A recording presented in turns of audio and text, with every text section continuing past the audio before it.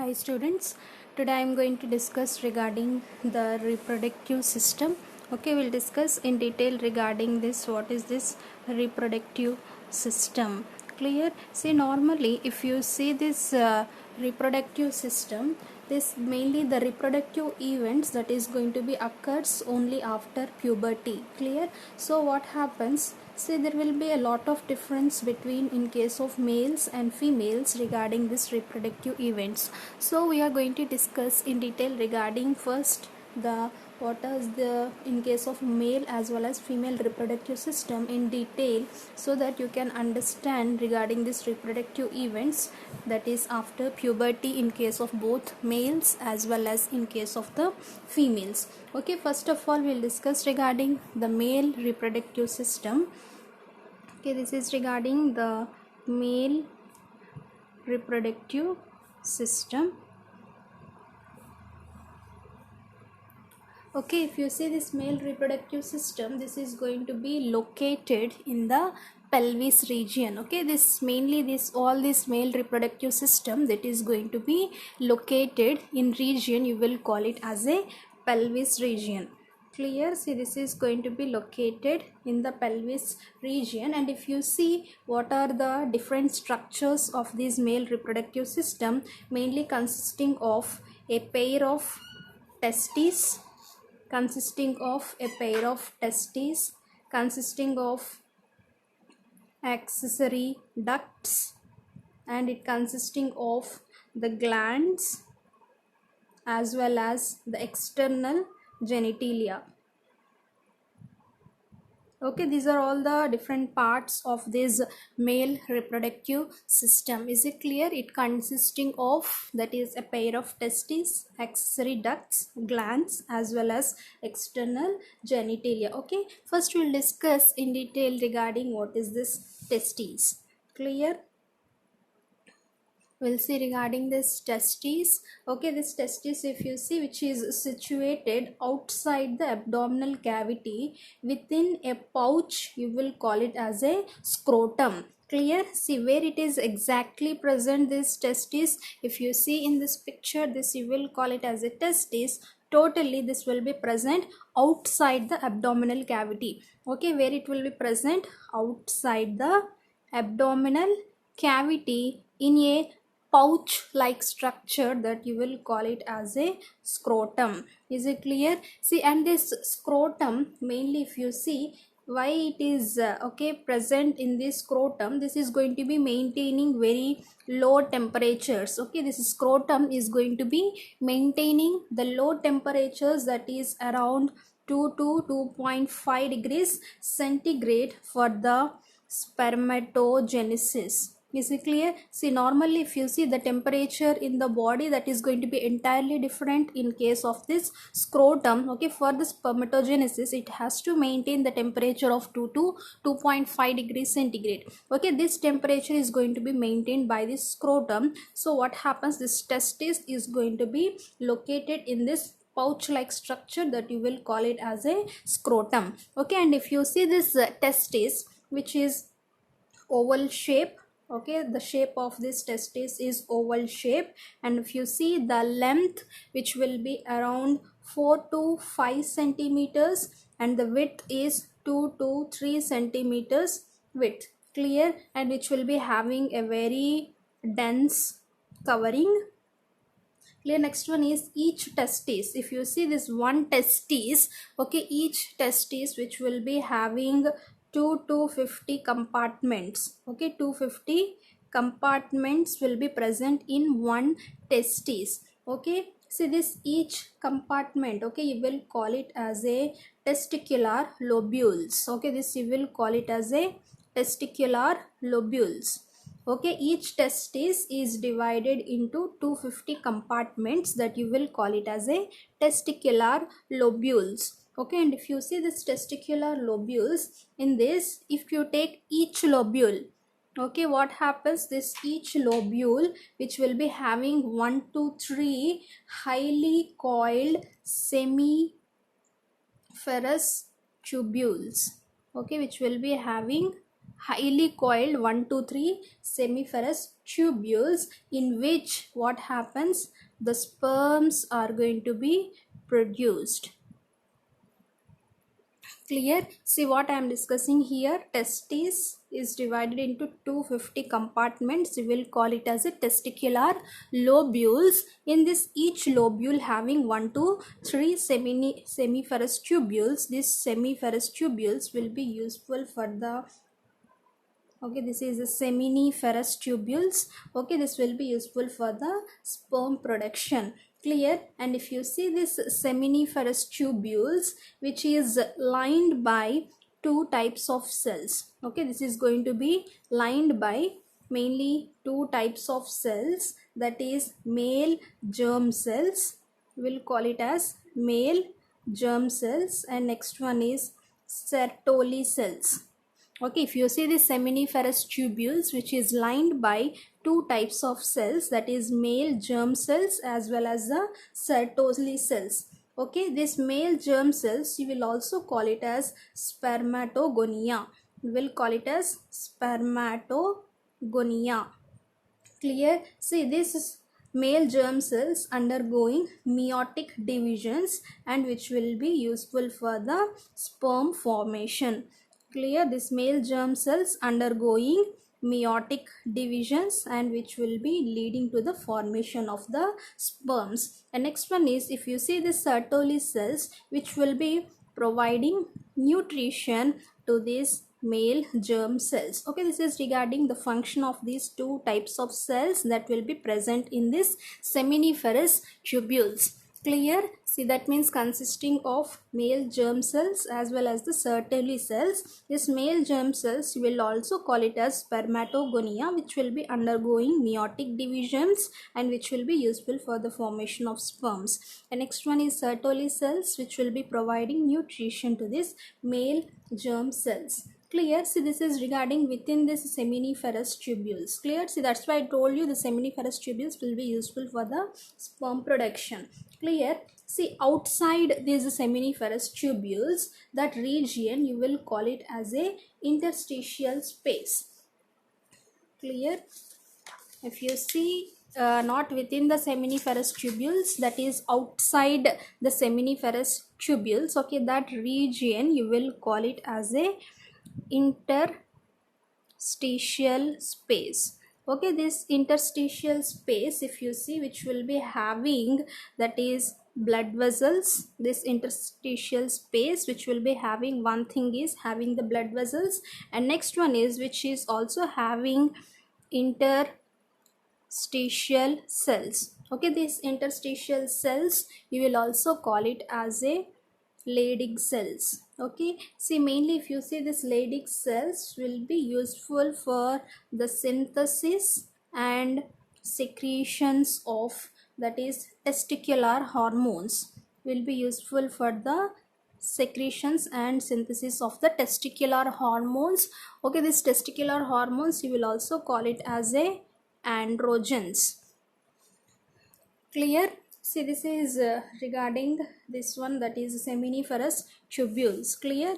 That means not within, that is outside the seminiferous tubules, that region you will call it as interstitial spaces. Okay, this interstitial spaces having the blood vessels as well as the interstitial cells. Okay, this interstitial cells you will call it as a Leydig cells. This Leydig cells will be useful for the synthesis as well as the secretions of these testicular hormones. You will call it as androgens. Okay, later on we'll discuss what are these testicular hormones and what are these androgens and what is the role of these androgens in case of the males. Clear? See, this testicular hormones. Okay, here the gonads you will call it as a testis. Okay, from the testis mainly whatever these hormones is going to be secreted. Okay, this is all regarding the testes. Okay, next we'll discuss regarding the accessory ducts. Okay, accessory ducts. Okay, next thing is accessory ducts. If you see this accessory ducts, which includes rete testis, vasa efferentia, next epididymis,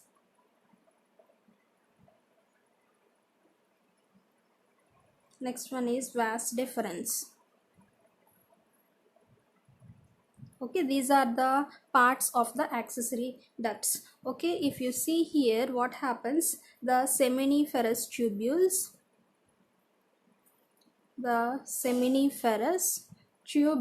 which will be opens into vasa efferentia. Okay, this will be opens into vasa efferentia through this ratty testes. Clear how which will be opening. Okay, we'll see regarding this accessory ducts. Okay, this seminiferous tubules opens into vasa efferentia through this rata testis. Okay, this vas efferentia will be opens into epididymis. Okay, this will be opens into epididymis. This will be opens into vas deferens. Finally, okay, this vas deferens which will be ascends into the abdomen, and finally which will be leading into the urinary bladder. Clear? See this is what generally happenings, this seminiferous tubules that is finally end up with this urinary bladder. And next what happens, this vas deferens, okay, this is going to be connected with one duct that is coming from the seminal vesicle, okay, one duct. Okay, this vas deferens united with one duct that is coming from this seminal vesicle, and this is going to be opens into urethra. So, and it is forming a ejaculatory duct. Okay, it is forming a ejaculatory duct. Okay, this ejaculatory duct which will be acting like a storage and transport of sperms. Okay, storage as well as the transport of sperms. Clear? See this, what happens, this will be finally released outside with the help of the urethra. Clear? So this is what is going to be happening regarding these accessory ducts, that is seminiferous tubules opens into the vas efferentia through the rete testis. From this vas efferentia it is opens into epididymis, then into the vas deferens, and finally which will be leading into the urinary bladder. See what happens regarding this release of sperms. This vas deferens unites with the duct coming from the seminal vesicles and released into your urethra as an ejaculatory duct. Clear? See this ejaculatory duct mainly useful for the storage as well as transportation of sperms through, or that is outside through this urethra. And if you see this urethra, this urethra mainly originates, this urethra if you see, this is going to be originates from the urinary bladder. Clear? And it is going to be extend through the penis.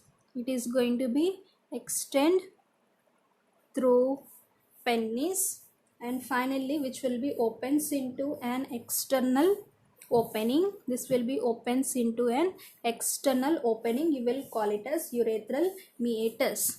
You will call it as urethral meatus.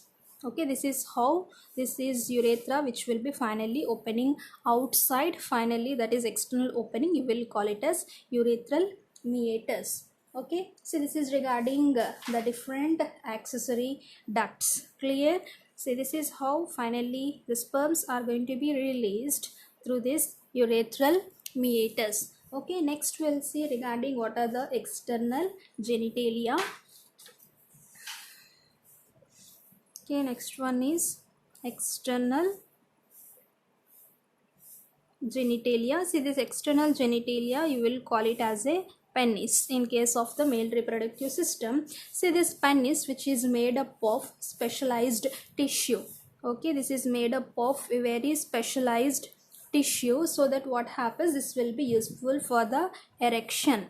Clear? For the erection of this penis will be made up of a specialized tissue. Okay, see after erection what happens, the enlarged end of the penis, okay, whatever the enlarged part that will be present in the penis, that you will call it as a glans penis. Okay, this glans penis if you see, which will be covered by loose fold of skin. Okay, mainly it is going to be covered by very loose fold of skin that you will call it as a foreskin. Okay, this is regarding the penis. Clear? See what is this penis, which is made up of a specialized tissue for the erection of this penis, and the enlarged part you will call it as a glans penis. Mainly this is covered by a loose fold of skin that you will call it as a foreskin. Okay, next we will see regarding what are the accessory glands. Okay, what are the different accessory glands? Okay, the accessory glands includes, that is, seminal vesicles, next one is prostate gland, and next one is one pair of bulbo urethral glands. Okay, these are the three types of glands that will be present in case of the males. See, this will be secreting. Okay, see whatever the secretions, okay, all together this is going to be constitutes, that is, seminal plasma. Clear? All three together which will be secreting some secretions, that three together you will call it as a seminal plasma. And if you see the composition of the seminal plasma, which includes, that is, fructose, calcium, as well as some sort of enzymes. Clear? See, and apart from that, the secretions of this bulbourethral gland, that will be useful for the lubrication of penis. Clear? So this is regarding the accessory glands. Okay, what is this accessory glands? That is seminal vesicles, prostate gland, as well as bulbourethral gland. Clear? See, the secretions of all three these together you will call it constitute a seminal plasma. If you see the composition, that is fructose, calcium, as well as some sort of enzymes will be present, and apart from that, the secretions of this bulbourethral gland you will useful for the lubrication of the penis. Okay, next we'll see what are the hormones that is going to be secreted from this. Okay, that is testis. Okay, the testis you will call it as a gonad in case of the males. Clear? See, that means previously I told you from the Leydig cells. Clear? That is the testicular hormones which is going to be released. Clear? Here if you see the interstitial spaces, you are having the Leydig cells that will be useful for the secretions of the testicular hormones, that is, you will call it as androgens. Clear? See that testicular hormones. Okay, we'll see regarding what are the testicular hormones that is going to be secreted. Okay, this you will also call it as androgens.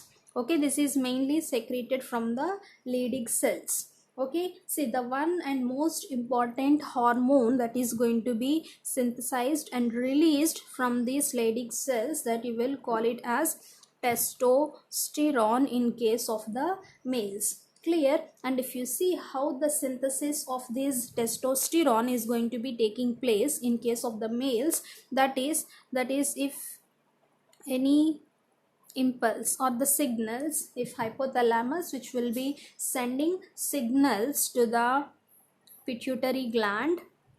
Clear? See, that means whenever it want to release this testosterone during the puberty, what happens immediately, this hypothalamus is going to be sending signals to the pituitary gland for the release of FSH as well as LH hormones. Okay, follicle stimulating hormone as well as the luteinizing hormone. See here what happens whenever this luteinizing hormone is going to be released from the pituitary gland, which will be stimulating the testes.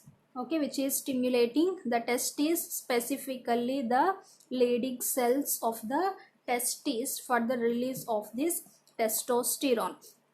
Clear? And finally the hormone, that is testosterone, is going to be released. Clear? Now we'll see what are the different functions of this testosterone. Is it clear? The most important hormone that is released from the male's testes, that you will call it as a testosterone. Okay, how it is going to be synthesized, that is hypothalamus, if it is sending signals to the pituitary gland for the release of FSH as well as the luteinizing hormone. See, once this luteinizing hormone is released, it stimulates the testes, okay, specifically the Leydig cells, for the secretions of this testosterone. Okay, next we'll see what are the different functions of this testosterone. First one is, this will be useful for physical development in case of boys. Okay, that is mainly for physical development in case of the boys, mainly this testosterone will be useful. Clear? The next one is, which will be acting like a primary androgen. Clear? So that which will be useful for maintaining masculine development. Okay, for the masculine development in case of males. Okay, this will be acting like a primary androgen, which will be useful for maintaining this masculine development in case of the males. Okay, during puberty, okay, what happens, this will be useful for, that means in case of puberty, this hormone will be useful for healthy development of male sex organs. Okay, mainly useful for healthy development of male sex organs. Clear? And next one is growth of facial and body hair. Okay, for the growth of the facial as well as body hair also, this testosterone will be useful. And next one is lowering of voice. Okay, lowering of voice, this testosterone will be useful. And for increasing the weight of the males. And next one is for increasing the muscle mass, this will be useful, as well as increasing the Adam's apple. Okay, this Adam's apple, I think you all know, this is the thyroid cartilage. Okay, this will be increased in case of the males because of the presence of this testosterone. Clear? See, apart from this testosterone, which can also be useful in maintaining the libido. Okay, in maintaining libido, this testosterone will be useful. Okay, libido means which is a sexual desire. Okay, for maintaining this sexual desire, this testosterone will be useful. And also for sperm production. Clear? And also for promoting healthy bone density. Okay, for promoting healthy bone density also, this testosterone will be useful. Is it clear? See, this is regarding the one of the most important hormone that is going to be secreted and released by the male reproductive system, that is from the testes. You will call it as a testosterone. Is it clear? We had seen how this testosterone is going to be synthesized and released, and what are the different roles of this testosterone in case of the males. Okay, this is all regarding the male reproductive system. Okay, next we'll discuss regarding the female reproductive system. Okay, we'll see what is this female reproductive system. Okay, this is regarding, okay, we'll discuss regarding the female reproductive system in detail.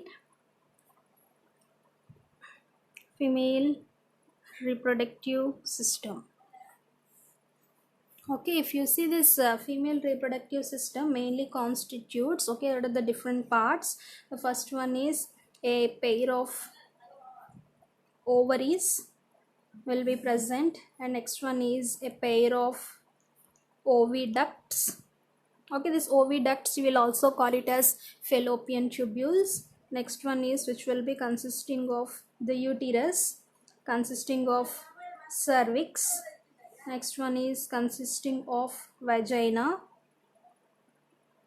and finally which is having also the external genitalia. Clear? See, these are all the different parts of the female reproductive system, that is a pair of ovaries, a pair of oviducts, you will also call it as fallopian tubules. Next one is uterus, next cervix, vagina, as well as the external genitalia. Okay, see, along with all these different parts of the, okay, female reproductive system, see, which along with mammary glands. Okay, if you see, apart from this along with the mammary glands, which is going to be supports, that is ovulation. Clear, it is going to be supporting the ovulation. The next one is supporting the fertilization, pregnancy, okay, birth and child care. Okay, birth and child care. See, that means these female reproductive parts alone cannot be responsible for all these things, that is for ovulation, fertilization, pregnancy, birth as well as child care.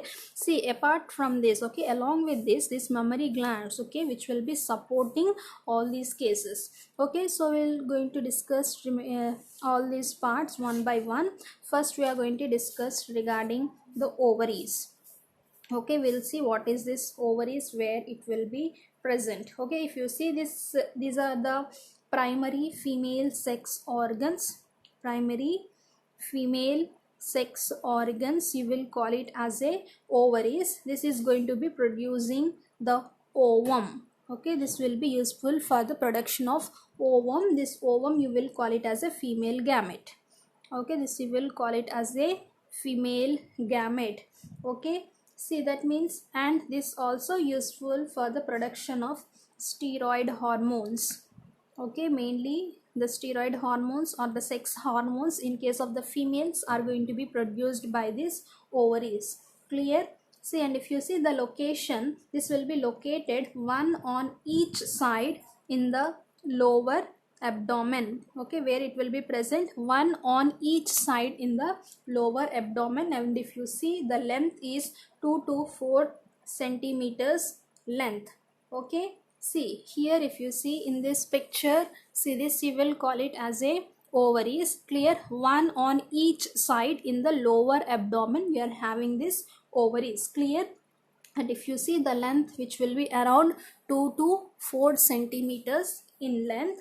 And next, if you see, this ovaries mainly connected, okay, to the pelvic wall and the uterus mainly by the ligaments. Clear? See the ovaries, how which is going to be connected to the pelvic wall and uterus? No doubt, which will be connected to the pelvic wall as well as uterus mainly with the help of the ligaments. Okay, mainly these ligaments will be useful to connect these ovaries to the pelvic wall as well as the uterus. Clear? And next one is, if you see the ovary, if you see the ovary, each one ovary, this ovary which will be covered by a thin layer of epithelium, okay, which will be covered by a very thin epithelium, and this thin epithelium contains ovarian stroma. Okay, this thin epithelium mainly consisting of the ovarian stroma. Okay, this means one type of cells that will be present on this thin epithelium, that you will call it as ovarian stroma. Okay, this ovarian stroma which will be divides into peripheral cortex and inner medulla. Okay, this will be divides into peripheral cortex, two layers again, that is inner medulla. Clear? So this is all regarding the ovaries. Clear? See, what is this ovaries? These are the primary female sex organs which will be useful for the production of ovum and also for the production of steroid hormones. Okay, later on we'll discuss what are the different steroid hormones that are going to be secreted by these, that is ovaries. Clear? It will be present one on each side in the lower abdomen. If you see, the length is 2 to 4 centimeters and it will be, okay, attached to the pelvic wall and the uterus with the help of the ligaments. Okay, if you see the ovary, which is covered by a thin epithelium which constitutes this ovarian stroma, which is again divides into the peripheral cortex as well as the inner medulla. Okay, next we will discuss regarding what are the accessory ducts in case of this female reproductive system. Okay, the different accessory ducts. Okay, different accessory ducts in case of this female reproductive system, which includes, that is oviducts. I already told you this, you will also call it as a fallopian tubules. And next one is uterus and vagina.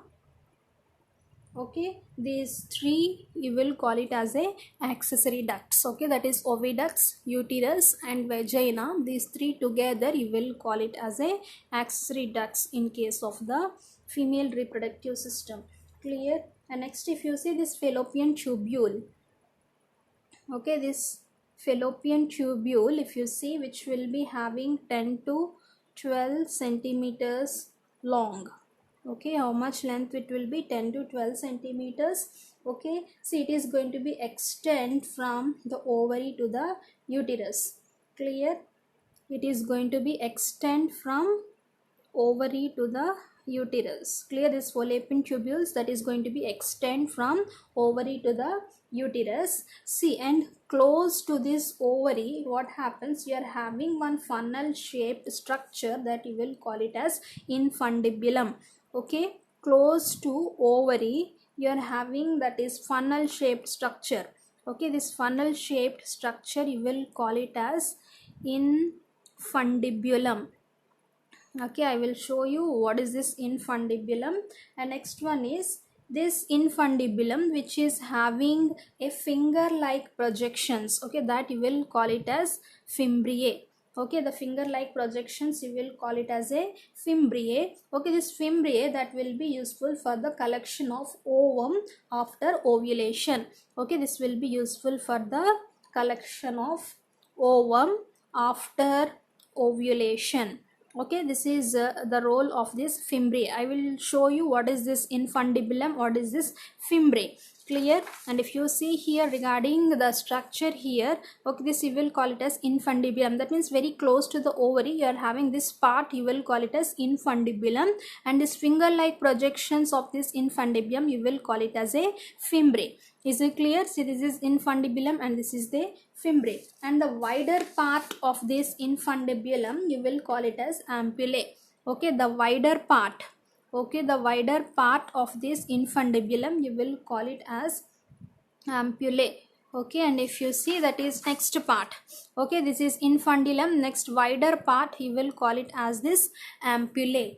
Clear? And next one is, see this, and the last part. Okay, next to the ampullae, finally this ampullae ends with this isthmus. Okay, the last part of this fallopian tubule you will call it as a isthmus. See, that means these three together, that is infundibulum, fimbriae. Clear? And next one is the ampullae as well as the isthmus. Okay, see, from here the fimbriae, infundibulum, next one is ampullae and the isthmus. Okay, all these four, okay, together you will call it as a fallopian tubule. Okay, you remember here the four, that is this fimbriae, infundibulum, ampullae and isthmus. Okay, these four parts together you will call it as a fallopian tubule. Clear? See, the last part you will call it as isthmus. This, what happens, this isthmus finally which will be opens into the uterus. Okay, this will be opens into the uterus. This uterus you will also call it as a womb.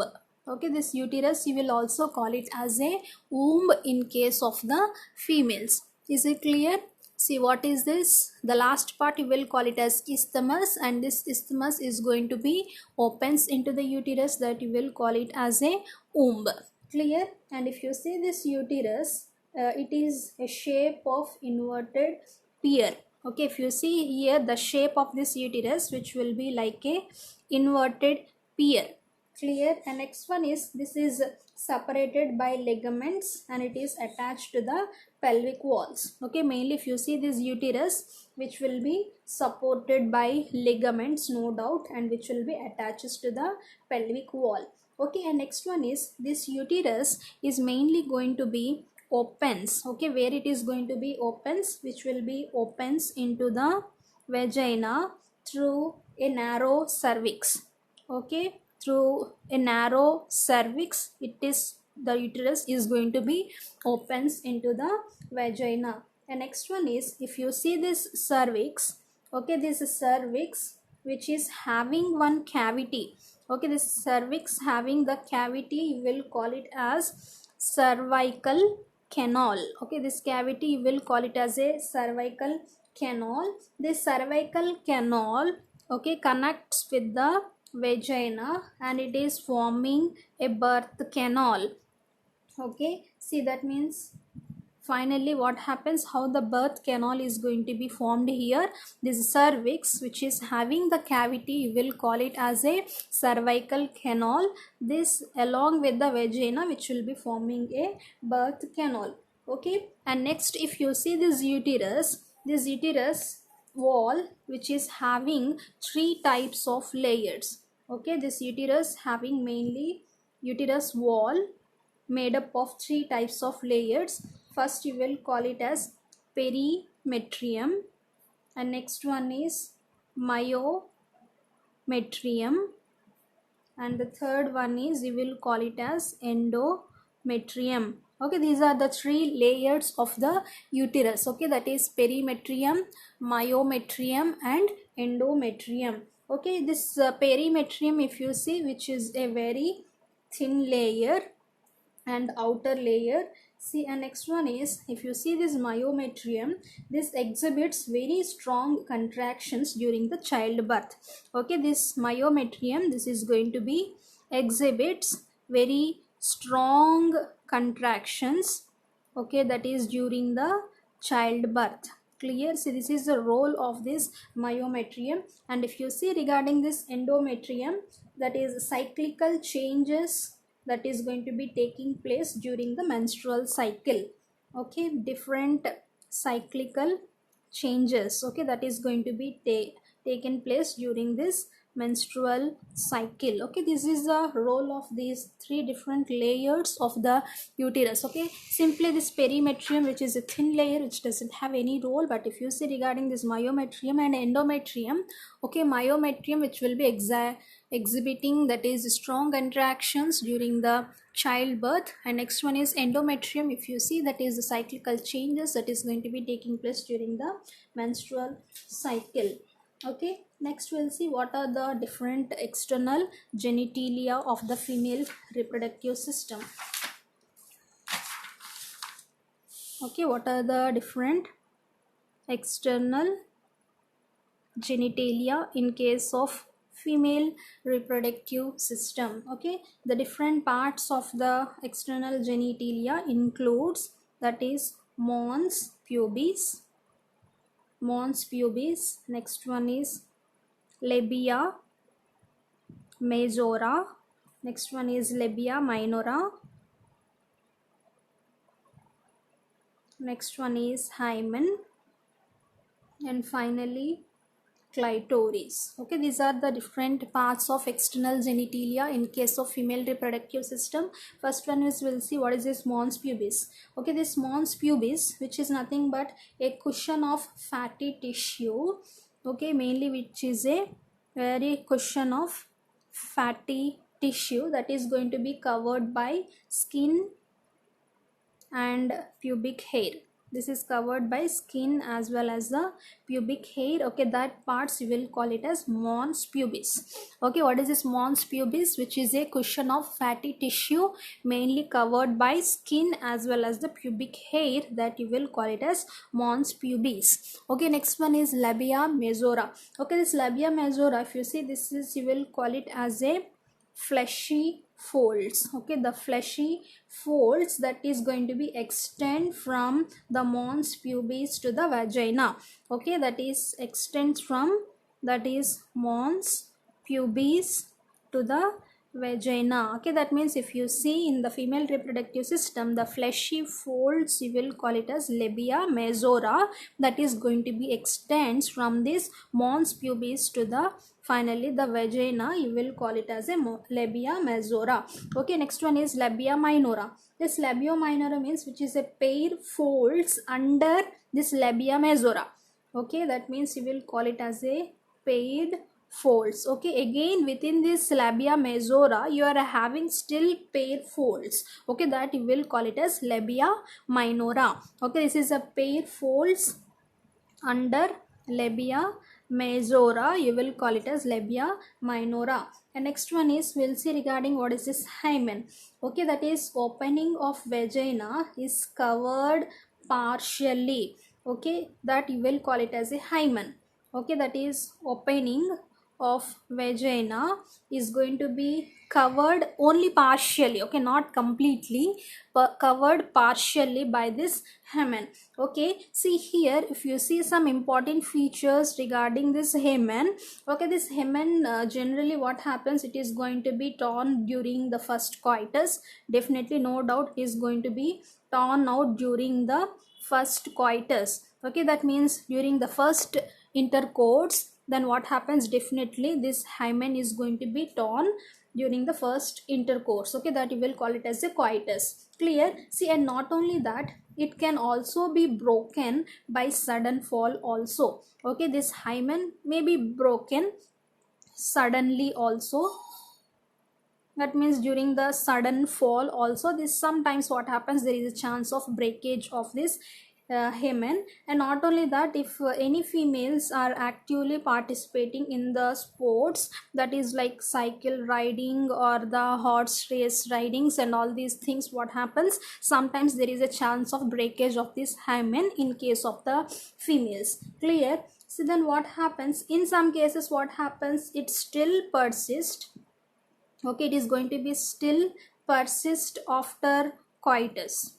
Okay, in some individuals what happens, I told you initially, it is going to be torn during the first coitus. Clear? That means broken during the first coitus. But in some individuals what happens, still the hymen is going to be persist after the coitus. Okay, so that what happens, either the presence or the absence of these hymens, which is not a reliable indicator of virginity in case of the females. Okay, which is not a reliable indicator, we can say that, which is not a reliable indicator of virginity in case of the females. Clear? So what happens, I am discussing here, first coitus generally it may be broken out, and some cases still there is persistence of this hymen even after the coitus, and sometimes there is chance of broken during the sudden fall or during these sports activities. So during either it hymen presence or absence, which cannot be called it as a reliable indicator of virginity in case of the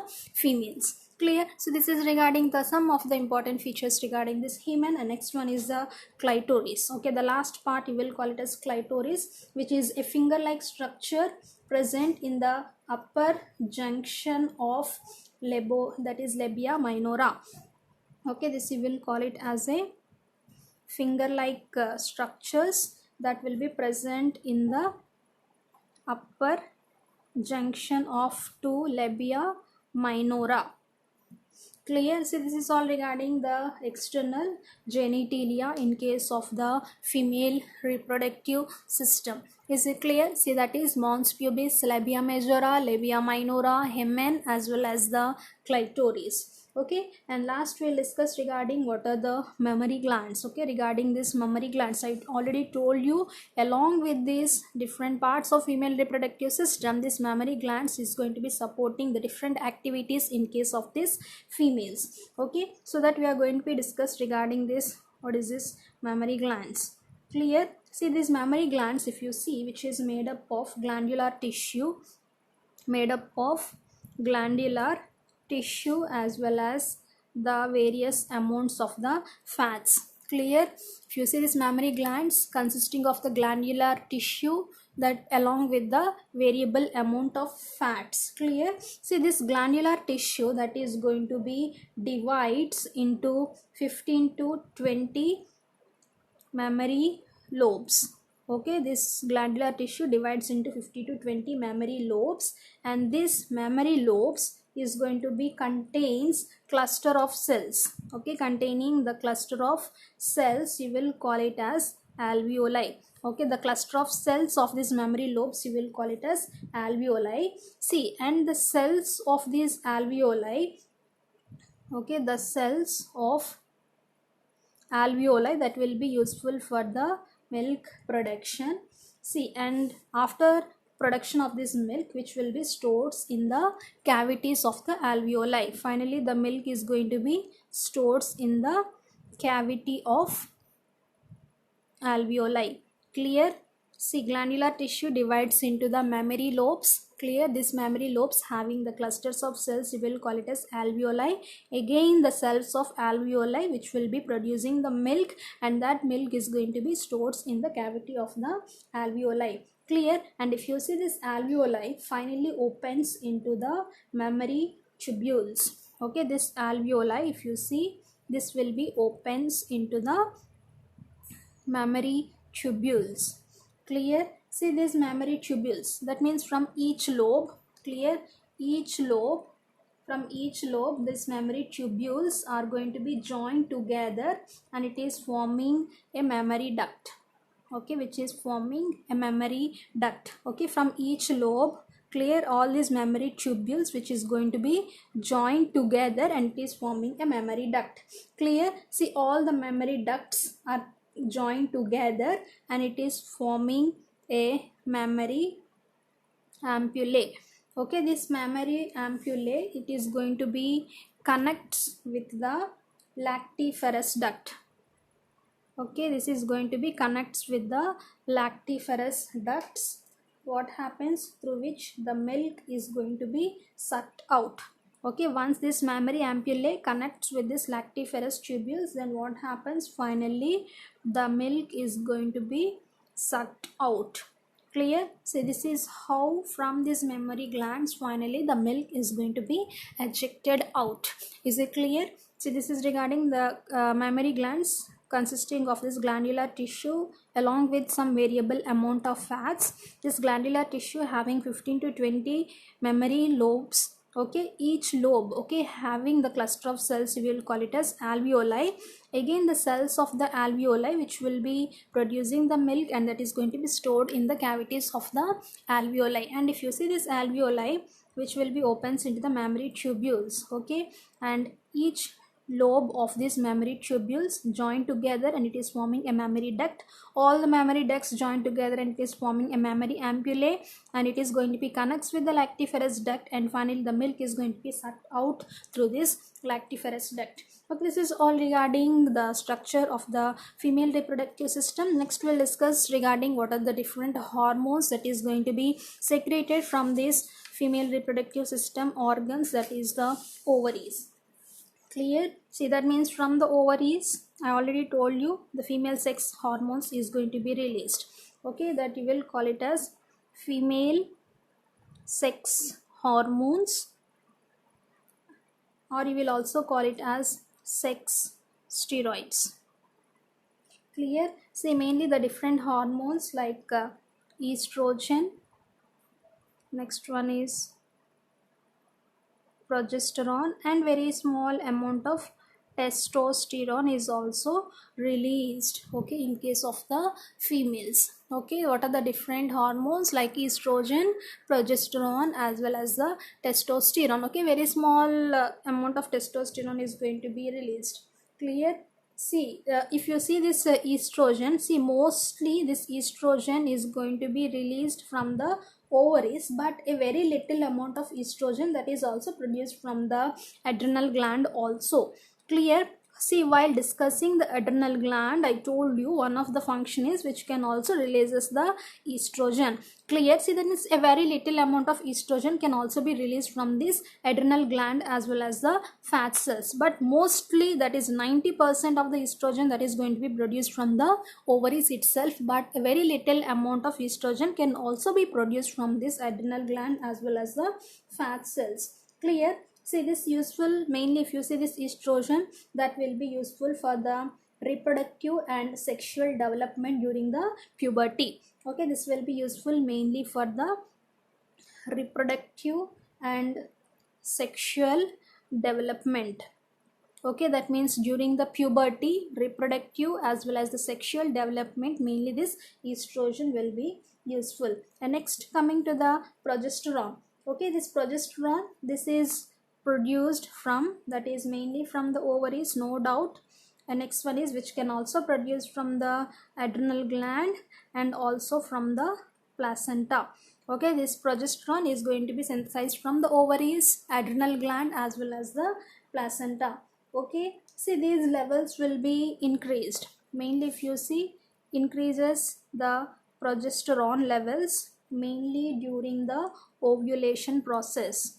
Okay, during ovulation definitely the progesterone levels is going to be increases. See, what is the use of increasing this progesterone levels during the ovulation process? Okay, this is because of that what happens, which will be stabilizes the menstrual cycle. Okay, which is going to be stabilizes the menstrual cycle, as well as this is going to be prepare for pregnancy.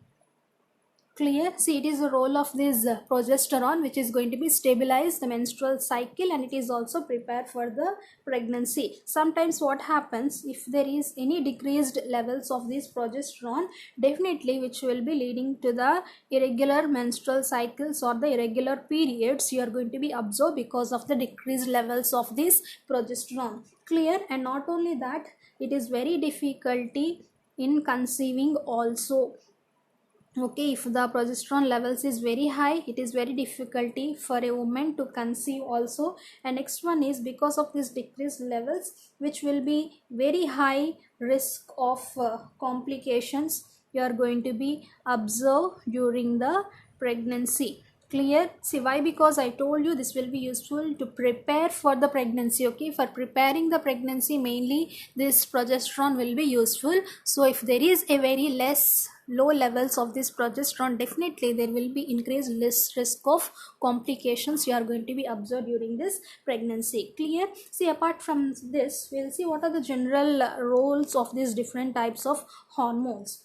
Okay, see, that means for the breast development. Okay, regarding all these hormones, how which will be useful in case of the females during the puberty. Okay, that is for the breast development, these sex hormones will be useful. And next will be useful for hair growth, that is in underarms. Okay, for the growth of hair under arms, and also for increasing the height of the individuals also these hormones will be useful. And next one is for increasing the storage of fat regarding in some regions like hips. And next one is in case of buttocks and in case of thighs. Okay, in all these regions for the storage of fat also these hormones will be useful. And next one is which can also increases the oil production in case of the skin. Okay, these are all the different roles of these hormones in case of these females. Clear? So this is all regarding both the male as well as female reproductive system, along with the different hormones, okay, that is going to be secreted by these systems. Okay, I hope you have understood this class. Thank you so much for listening this class. Thank you so much.